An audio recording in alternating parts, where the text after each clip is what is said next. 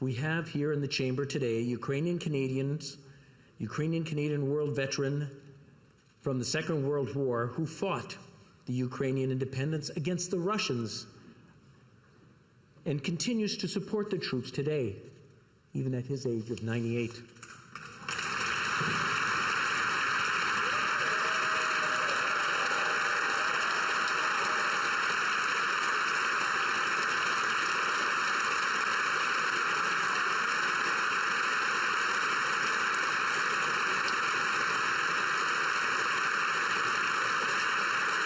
Yes, soak it in, gang. That is the Canadian Prime Minister Justin Trudeau leading his fellow MPs in Parliament in a standing ovation for a fellow by the name of Yaroslav Hunka, who fought for the Nazis as an SS soldier. That's right.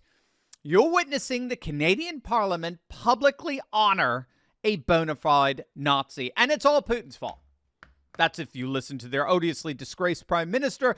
It's all Russian propaganda. I mean, you cannot make this stuff up. Greetings, everyone. It's me, Dr. Steve, your Patriot Professor, here to help you think better so you can feel better in these crazy and turbulent and Nazi-honoring times. So make sure to smack that bell and subscribe button. Also, if you would, please share this video with family and friends. We're once again being throttled by big tech, so I need your help to get the hopeful message of this channel out to as many people as possible. So, the fallout from Nazigate continues in Ottawa and indeed throughout the Great White North.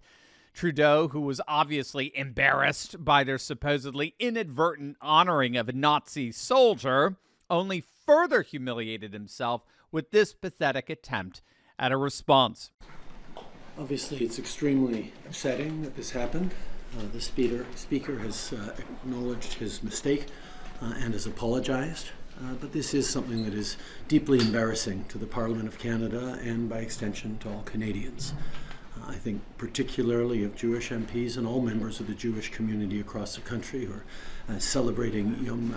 commemorating Yom Kippur today. I think it's going to be really important that all of us push back against Russian propaganda, Russian disinformation, and continue our steadfast and unequivocal support for Ukraine as we did last week with announcing further measures to stand with Ukraine in Russia's illegal war against it. Yep, that's right. That's right. Russian propaganda and disinformation at its finest. That's what we in Canada are trying to guard ourselves for. Pray tell, Mr. Trudeau, what Russian propaganda? I mean, do you mean this? This is from RT, Russia Today. Russia demands answers after Canadian MPs applaud Ukrainian Nazis. That's the propaganda you're talking about? That's what you did, you freaking effing moron. What's the need for propaganda or disinformation apart from what comes out of your own sputtering lips? Ah, man, I mean, it's so pathetically predictable at this point. Well, that speaker, Anthony Rota, ended up resigning as the sacrificial lamb in all of this. But the Conservatives in the Canadian Parliament are saying that that's certainly not enough, especially given the fact that it's been Justin Trudeau and members of his cabinet who've been so quick to label their fellow Canadians as Nazis. Prime Minister has never been shy to use the Nazi label against his opponents, against Canadians, right. But not being able to bring himself to take responsibility for an actual Nazi is something that Canadians will not forget. That's right. The Prime Minister could have prevented this. He should have prevented it, and he needs to fix it. The world knows that under this Prime Minister, a Nazi was honored in this place. The question is who speaks for Canada? And if it's not this Prime Minister, isn't it time for Canadians to have one who will? Yeah. The Right Honourable Prime Minister. I think indeed Canadians and the world are watching very carefully what has happened this week and the terrible error that happened on Friday. But I think they're also interested in seeing who's trying to make partisan hay out of this, who's trying to look for gains out of what was obviously a terrible, terrible mistake. Mr. Speaker, it is important that we learn from this and stand even stronger with Ukraine going forward, that we counter Russian propaganda. You know, I'm beginning to think that Justin Trudeau is himself Russian propaganda. There is no way that the good people of Canada could ever knowingly vote in a moron that stupid, who's such an empty suit that so quickly and endlessly defers to mindless talking points. I'm starting to think that Trudeau is a KGB plant to keep Canada subservient. I mean, there's no way an informed population could ever voluntarily vote in a guy like that. No way. I refuse to believe it. Now, whether Trudeau likes it or not, the rest of the world is taking notice of how patently absurd he is. Here's Greg Gutfeld of Fox. Yeah, there's only one response here, and that's to invade. Boots on the ground in Ottawa. The people will welcome us as liberators. Justin Trudeau is a scuzzbucket.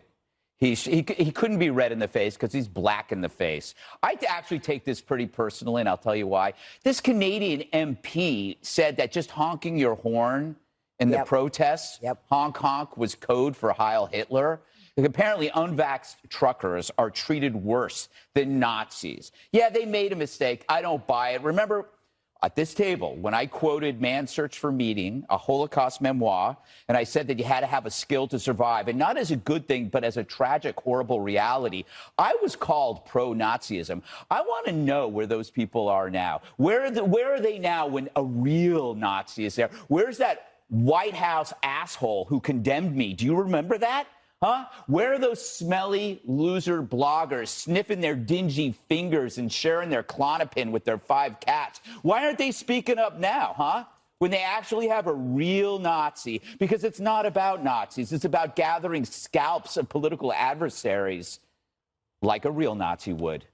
Hey, gang, you need to click on that link below and learn how to stick it to the establishment by using their own corruption against them. And you know exactly what I'm talking about. Companies like BlackRock have been bribing corrupt politicians like Nancy Pelosi with insider trading secrets for decades now, and they've gotten very rich over it. They know a whole host of trading secrets that gives them an unfair advantage when picking stocks. But did you know that thanks to a little-known SEC database, guess what?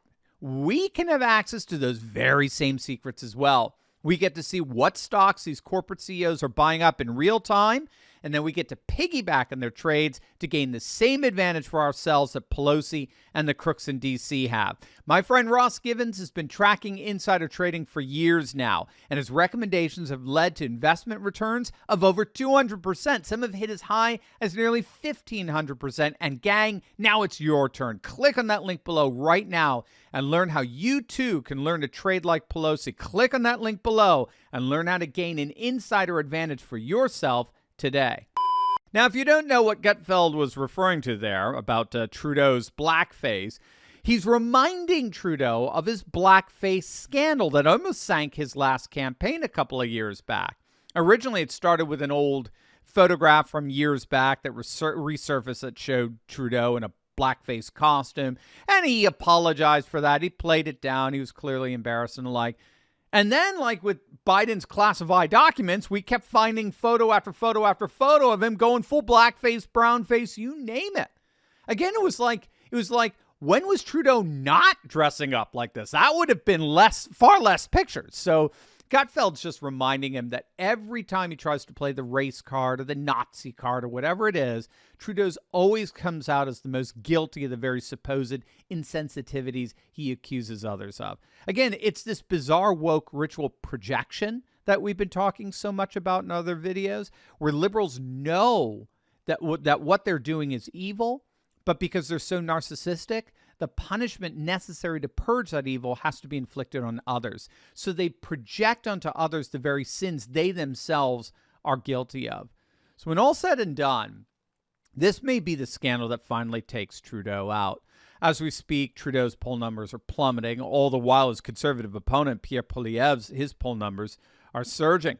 The legacy media appears to be taking note of Trudeau's growing unpopularity, and they seem rather shocked and taken aback to see how fast his rising star has fallen. And that includes the star for the whole of his Liberal Party as well.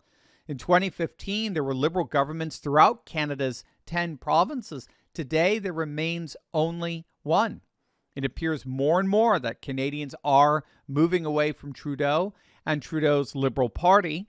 And so what that means is that this latest Nazigate controversy may finally be the event that knocks him and Canada's Liberals from power. The Speaker has already resigned. Let's keep an eye as to whether Trudeau is next. Are you ready to join the resistance? Because I'm leading a group of dedicated, courageous patriots who can lead a spearhead into the heart of the secular globalist establishment.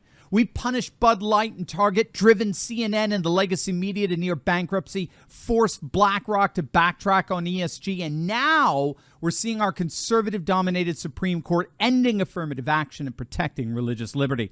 In my Insiders Club, I show you concrete steps to take locally and online that will only keep this mass uprising going until the battle is won.